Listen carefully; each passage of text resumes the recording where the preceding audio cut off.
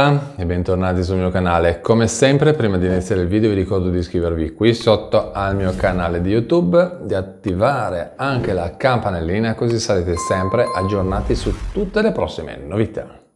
Moltissime persone mi hanno scritto nei commenti sotto i video per dirmi che qualche tempo fa si erano trovate le domande bloccate, se non addirittura respinte, e così mi chiedevano, come fare per muoversi in questo caso? Ebbene, allora io ho fatto delle ricerche e vi posso dire che si può richiedere il riesame della domanda di assegno di inclusione che è stata respinta. In realtà non esiste una vera e propria data di scadenza che vale per tutti quanti. Però di questo ne parlo più avanti nel video, perché prima vi devo dire questo. In caso di domanda respinta, il richiedente o percettore può chiedere il riesame alla sede INPS di competenza della propria zona.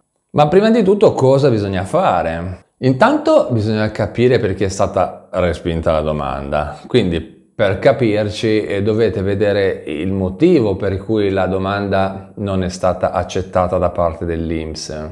E vi assicuro che le motivazioni possono essere veramente tante. Adesso non ne sto a parlare qui, altrimenti rischiamo che questo video diventi eterno, però ce ne possono essere tante. In seguito dovete provvedere a cercare di risolvere il problema o le eventuali mancanze che ha richiesto l'INPS e successivamente si può richiedere all'INPS di effettuare dei nuovi controlli.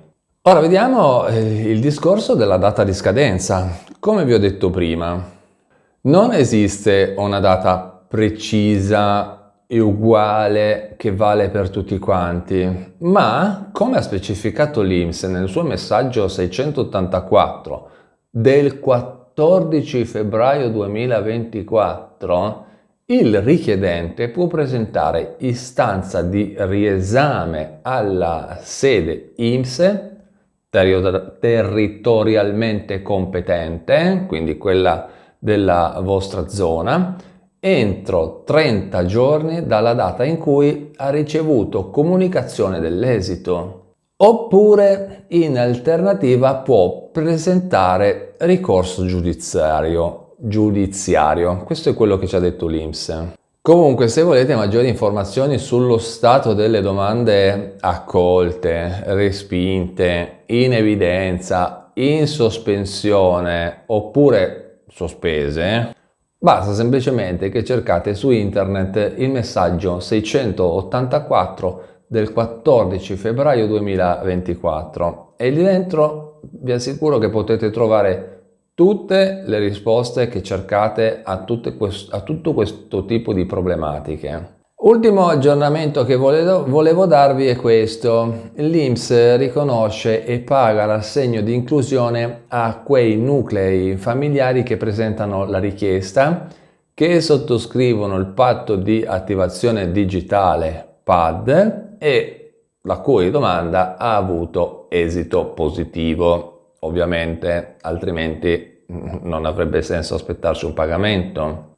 Tra cui un ISEE sotto la soglia economica e anche la situazione del nucleo familiare aggiornata, oltre ovviamente a tutte le altre clausole per richiedere l'assegno di inclusione.